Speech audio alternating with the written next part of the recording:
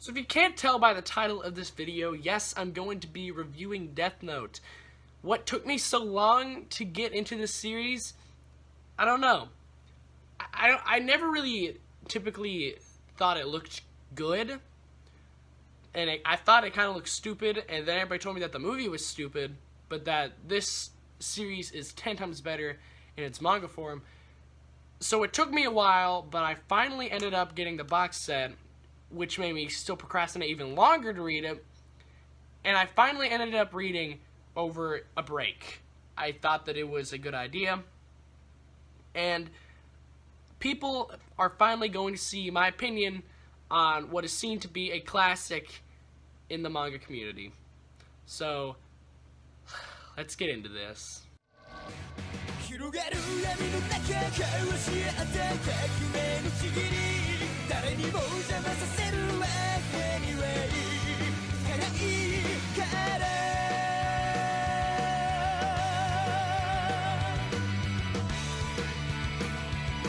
So we have a story that revolves around, once again, completely shocker there, a young man with some crazy story. So basically, Light Yagami is a high school student, and he is kind of just bored out of his mind. He's really smart, he's an academic genius, and, I mean, his life is pretty well. I mean, he's about to go off to college, and he's really smart. He ranked top in his exams, but he's just bored. So one day, what falls out of the sky and onto the ground is a book labeled Death Note. There, Light Yagami picks up the book, takes it home to realize that this book, if he writes the name of somebody in it and has their face in his mind, he can kill them with the power of this book. Now, the book was dropped there on purpose by a demon, or otherwise known as a death god, a shinigami, whatever you want to call it, called Rook. Now, Ryuk is a very weird thing. He's, like I said, a shinigami, and so he's there to kill people. But he's also bored, like Light, so he dropped the book down into the human world to see what all could happen. So the story revolves around Light and Ryuk trying to make the world a better place, or that's what Light's goal is. He wants to use the Death Note to make a new world where there is no crime or villainy or any sort of bad thing that's going on. And so we get to see it just escalate crazier and crazier down the line as the police are trying to come after him, and he keeps on having to go head to head with people who are just as smart as him. And it's crazy. Now this story, and a lot of people will also say this, is just as well as I do. The story is split in two halves. Like any normal shonen, there is a time skip.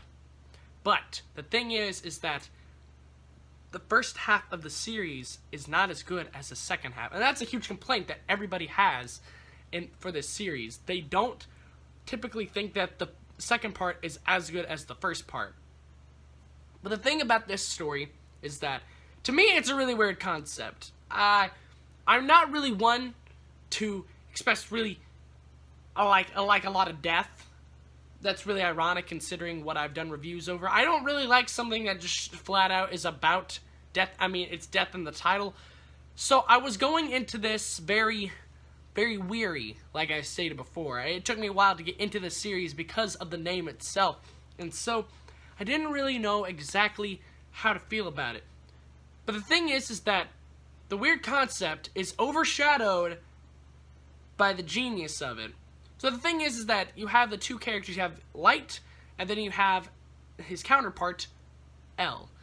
These two are going head-to-head against each other. They're both geniuses. The main story element is how these two interact and how these two are going against each other.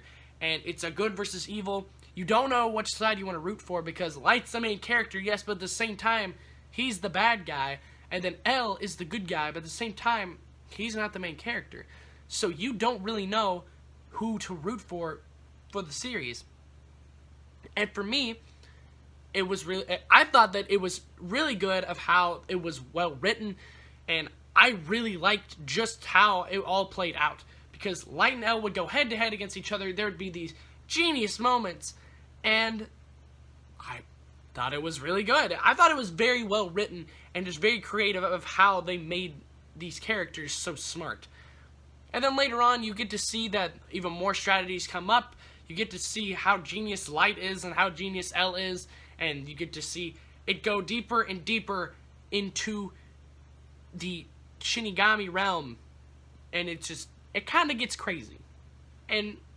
But the problem is that the first part of where you see these two face off is a lot different than in the second part. Way different.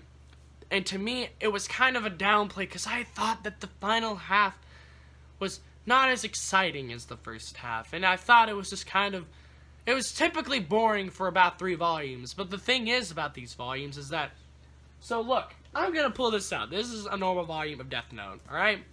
And then compare this to a normal volume of Noragami, alright? I have these two. They are seemingly about the same in length. And just look at it. It's crazy just how similar these two books are.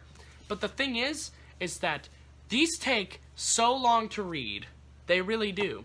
So basically, if I'm sitting there and I'm bored for 3 volumes, that's basically about 4 hours of me being just bored out of my mind. And so I typically didn't like the second half of the series. I thought it was good, but it's just boring. That was just me.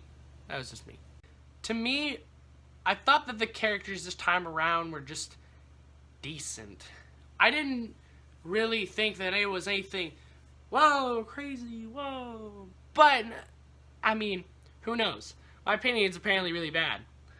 But to me, I still thought that the main characters were pretty good. I think it was just some of the side characters that I had issues with. So, Light Yagami, like I said, standard high school student, is honestly a very scary man, freaking genius, and he's the wielder of the Death Note. And he's basically the person pulling the strings around everything and killing people. He's a psycho, and it's crazy. Then we have Ryuk, the Shinigami who is just obsessed with knowing this crazy world down there, and he wants to see all the action. And so the thing is that we just don't know what's gonna happen. When Ryuk has something to say, we don't know exactly whose side that he is on, and he never states exactly whose side that he is on. But to me, I thought that he was just kind of there for the laughs. And I thought that Ryuk was scary, but also I thought that he was a pretty cool character, just as much. So, I'd say that Ryuk was pretty good to me. Also, the memes. The Mario Golf from Ryuk is... Woo. That was good. I laughed. And then finally, we have L of the main characters. L is the person going against Light. They are both freaking geniuses, and they're trying to figure out who exactly Kira is. But in all reality, we know that it's Light. But L doesn't know that. That's the thing. So we get a sense of suspense because we know exactly who Kira is. But L's just trying to figure out very soon who Kira is, and he has to deal with knowing who Kira is, or just has a suspicion. But heck, dude, they're both really smart, and also L's just kind of a funny character, from his design to the way that he interacts with people, and to just his overall mannerisms. It's funny. I thought it was funny. I've seen a few clips of L just from the anime. I never watched the anime. I just read the manga. So I watched a few clips of L, and I honestly laughed. I thought that L was a pretty funny character. So for the main characters, I thought that they were very suitable for this, and I thought that they were just so smart. Like I said, these two characters, Light and L, made this series what it is. And I love it because of how well that they are written. The two of them just converge very well. There's two very good written characters, and that's what makes this series so good. And to me, I thought that was a fantastic I thought that was a fantastic thing going for it. Some of the side characters, however, I just thought were boring or annoying. But I mean, I liked a few of them, but that was very rare because you would try to get attached to them, and sometimes they'd end up dying. Attack on Titan's got nothing on Death Note, just saying. Like I said, I thought that the side characters were pretty decent at best, but the main characters are the main reason of why this series is so well known, I feel like. It's just, oh man. L and Light are just, woo! Woo! It's crazy.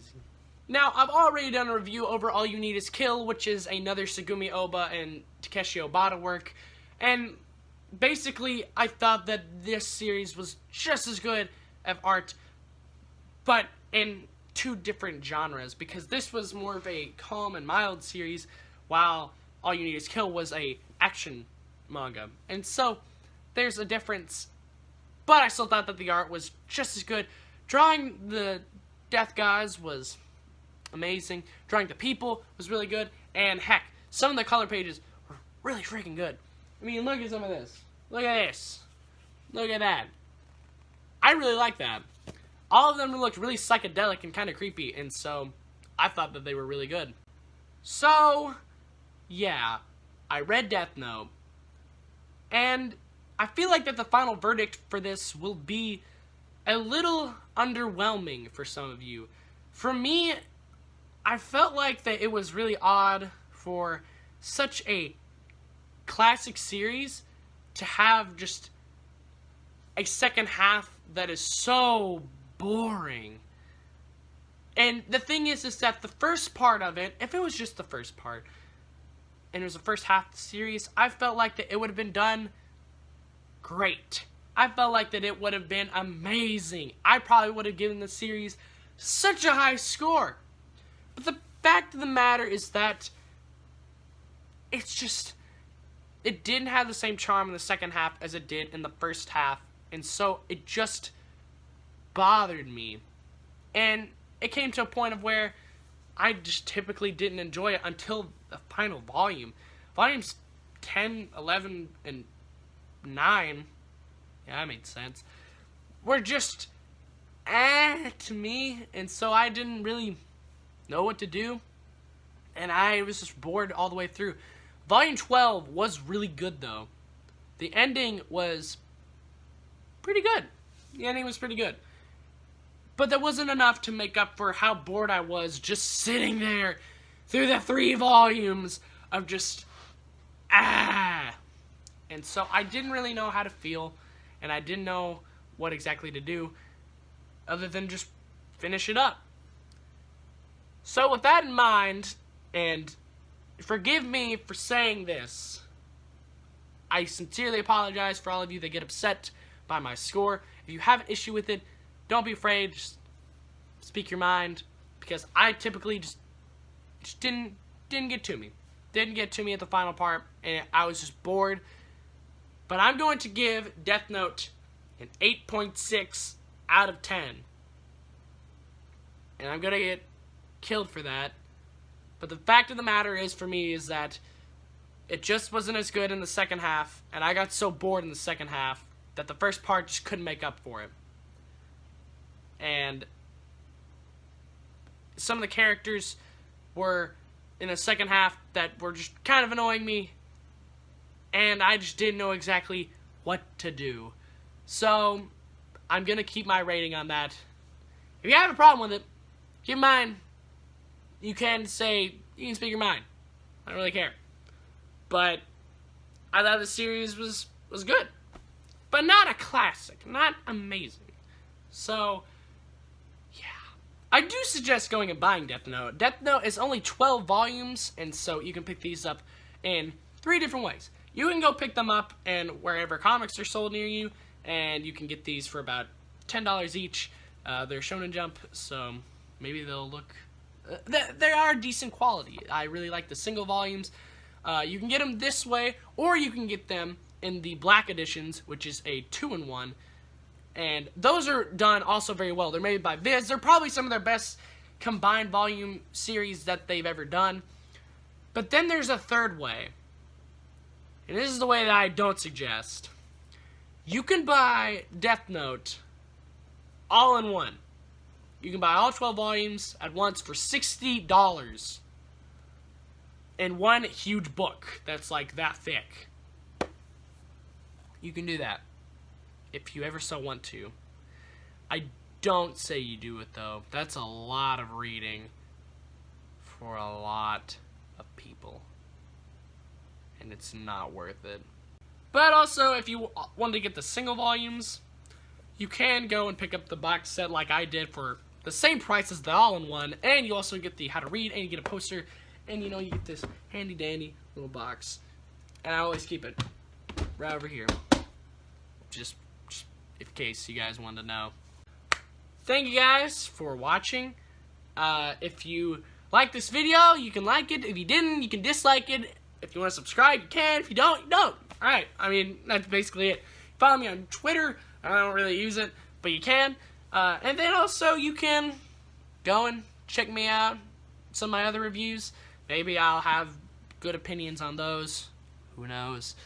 But for the most part, thank you guys for watching, and I will see you guys in the next video.